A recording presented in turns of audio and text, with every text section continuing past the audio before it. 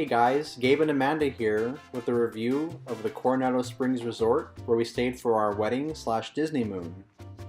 We think this is such a beautiful resort.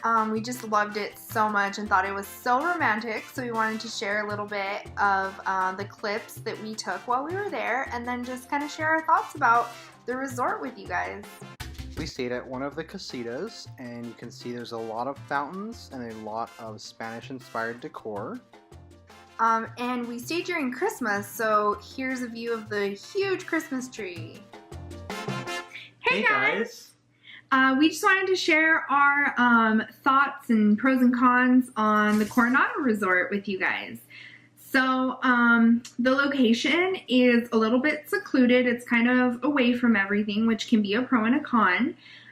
It is pretty quiet and romantic, a little bit more geared towards adults probably. And it can take a little bit of time to get to places, depending on where you're trying to go. So the resort's in the Animal Kingdom resort area.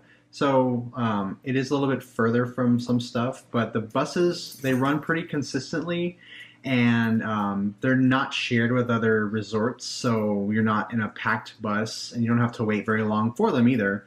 And it doesn't take long to get back to your bus stop or resort area, because some of the other buses that you're on, they may stop at other resorts and so many other bus stops, and this one, it's just specifically to the bus stops at Coronado. So we found it, pretty painless to get around, to and from. We didn't have to wait very long for a bus, I don't think. No, the only time we had to wait for a bus was when we were at Epcot on New Year's Eve, but it was one of the shortest, longest lines, if that makes any sense. But yeah, we had to wait a little bit longer. I think we had to stand on that bus, but most of our other trip during Christmas time, it was perfectly fine. We didn't have to wait very long. Yeah, and stay tuned for a review on being at Disney World during Christmas or New Year's.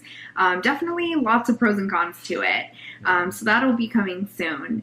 But back to the Coronado, we stayed in a preferred room, and we were in one of the casitas. And it was really nice because I was going to be in this giant puffy white dress, and so I didn't want to have to walk super far to get to the limo on the wedding day and whatnot. So that's why we stayed in a preferred room.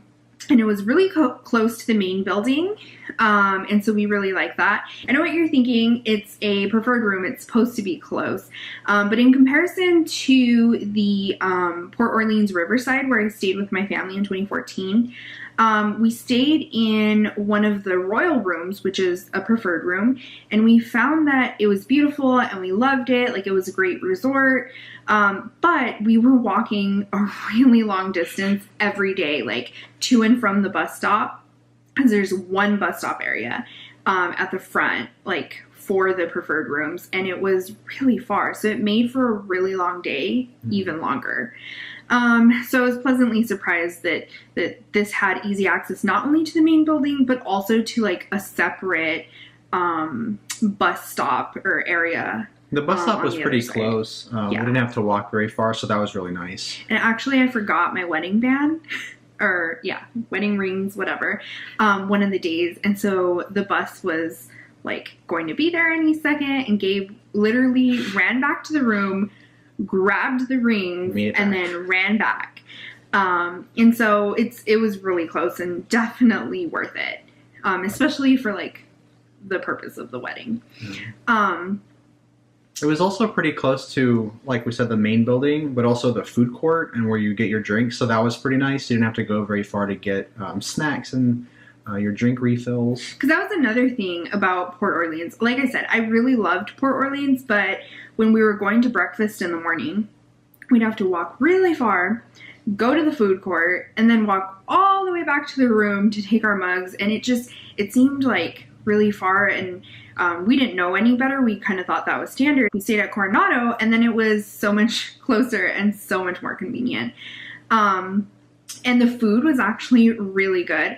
So we ended up staying at Coronado because of the free dining. They released it, and Port Orleans Riverside was where we were going to stay for the wedding, and then it wasn't on the free dining list. And so to take advantage of that, especially because were foodies and celebrating the wedding. Like, we wanted to try a lot of the pricier restaurants. So in order to take advantage of the free dining, we stayed at the Coronado. And coming from San Antonio and being Hispanic ourselves, we weren't like super thrilled about or super excited about the food court being like themed for Mexican food. We were like, we're probably not going to eat there very much. No. And then one of the days we kind of were short on time, being lazy. I don't remember the circumstances. And we went to the food court there, and oh my God, the cheese empanadas were the best thing ever. Like, they were so good. I don't know if we're going to stay at the Coronado the next time we go, but we're going to visit for the cheese empanadas if they have them. I hope they have them with all the renovations going on. I hope they have them too. They were really, really good. Yeah. So totally worth a visit. Another con was that the main pool was really far from where we were staying. It was completely on the other side. So that can be a pro and a con, just depending on, if you don't want the noise or if you use the pool frequently. That's kind of a long walk. Yeah. The good thing is they did have their smaller pools for the area. So they had a smaller pool that we went to, and we decided to go to the larger pool because it was the themed pool. And we walked all the way there, and it was closed, so we had to walk all the way back, which is it's pretty far. It was, and we ended up at the smaller pool, and I mean, it was fine. It was perfectly fine. It was secluded, and it was, near our little casita area, so it worked out.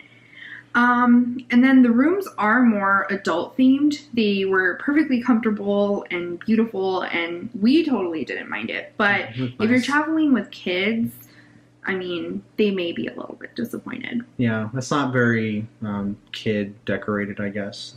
It is really colorful, like the resort itself, and fun overall. Like Gabe found... in the gift shop, there's a little piñata. His name is Burrito, and he's a pin trader. So for all of you that do the pin trading, go to the Coronado and look for the piñata named Burrito. Hopefully they still have him. He's funny. He was pretty cute. So we don't know what the renovations are going to look like. We realize obviously there's a lot of changes to come. But we just kind of wanted to share our pros and cons and thoughts with everyone, because we kind of weren't excited for the Coronado necessarily, and then we're really pleasantly surprised. We loved it. And so I think it's one of the resorts that is kind of underrated. I know it's, maybe a little more adult themed. So I know it's one of the conference resorts. But I don't know. I really enjoyed myself there. Yeah, it was really nice. I would definitely stay there again. The conference area is it's kind of out of the way, so it's not in the way at all. I feel like it influenced our stay at all or impacted it. And so we're actually pretty excited to see what the renovations look like and how that kind of adds to it. The restaurant over the water. Yeah, that looks really like nice. It would be really pretty and really romantic. So, I don't know. We'll see where we stay on our next trip, and kind of we'll definitely visit. So we'll vlog the changes for you guys. Well, I think that's it. Thanks for watching again. Thanks for watching.